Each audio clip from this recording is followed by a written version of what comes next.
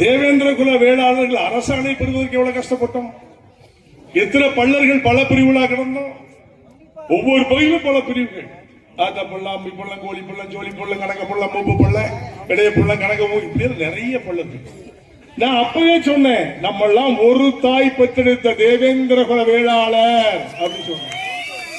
அப்ப நம்மளே என்ன கேள்வி பண்ணா, என்ன சொன்னா, என்னையா தேவேந்திர குல வேளாளர் புதுசா ஒரு கதை சொல்றாருன்னு சொன்னா. இன்னைக்கு ஒட்டுமொத்த தமிழ் சமுதாயம் தேவேந்திர குல வேளாளர்கள் ஒன்றாக சேர்ந்து 7 உட்பிரிவுகளை உள்ளடக்கி அரசாணை நம்ம கொடுத்துட்டாங்க. யார் கொடுத்தா? யார் கொடுத்தா? பாரத பிரதமர் மோடி அவர்களால் கொடுக்கப்பட்டது. அன்றைய முதல்வர் எடப்பாடி அவர்களால் பரிசீலனை செய்யப்பட்டு சட்டமன்றத்தில் விவாதம் வைத்து அதன் அடிப்படையில் நமக்கு கொடுக்கப்பட்டதுதான் தேவேந்திர குல வேளாளர். சும்மா ஒண்ணு கிடைச்சிருங்க, நம்ம எல்லாம் போறோம், நீங்க நானும் போராடணும். இன்னைக்கு தேவேந்திர குல வேளாளர் வச்சுட்டோம். அதுல ஒரு பேர் நம்ம ஊடுதட்டுல ஒருத்தன் வந்தான், அவன் 6 பிரிவு. நான் தான் தெளிவா சொன்னேன் 7 பிரிவுன்னு சொன்னேன். 6ன்னா நான் 7 வெற்றி. அதான் திரு நரேந்திர மோடி அவர்களால் அழைக்கப்பட்டிருப்பது பெருமையாக சொல்லி சமுதாயத்தை சீர்குலைப்பதற்காக வருகின்ற கூட்டங்கள் நிறைய.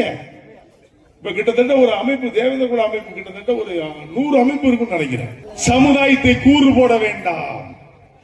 தேவேந்திர சமுதாயம் வீரமிக்க சமுதாயம். சேர சோழ பாண்டிய வர்க்கத்திலே பிறந்த என் குலம். இந்த குலத்தை கூட ஒருத்தன் பேசுறான் போன வாரத்துல. சேர சோழ பாண்டியன் தமிழனே இல்லைங்க, நான் ஒரு அரசியல்வாதி யாருன்னு உங்களுக்கு தெரியும் நினைக்கிறேன்.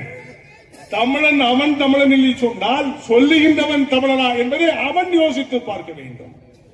சேர வரலாறு இருக்குது. தமிழர்களால் கட்டப்பட்டது கம்போடியாவிலிருந்து எல்லா அனைத்து உலக நாடுகளும் பரவி கிடைக்கின்ற கோயில்கள் எல்லாம் சேர சோழ பாண்டியன் தமிழனால் கட்டப்பட்டது என்பது உண்மையாக இருக்கிறது. அதை ஒருத்த அரசியல்ல பேசுறான், சேர சோழ பாண்டியன் தமிழனே கிடையாது, ஏன்னா உனக்கு அங்க வேலையே கிடையாது. இப்படி பேசுறான் அரசியல்வாதி ஒருத்தன் பேசுறாயா. இத முட்டாளர்களை போயிடுச்சு என்ன பண்றது? திமுக கூட்டணி வச்சிருக்கான். ஏன்னா அவன் தமிழன் பேசுவான், ஆனா தமிழன் சொல்ல மாட்டான். அவன் தான் திமுகவுடைய கூட்டணி. இதுதான் அரசியல்.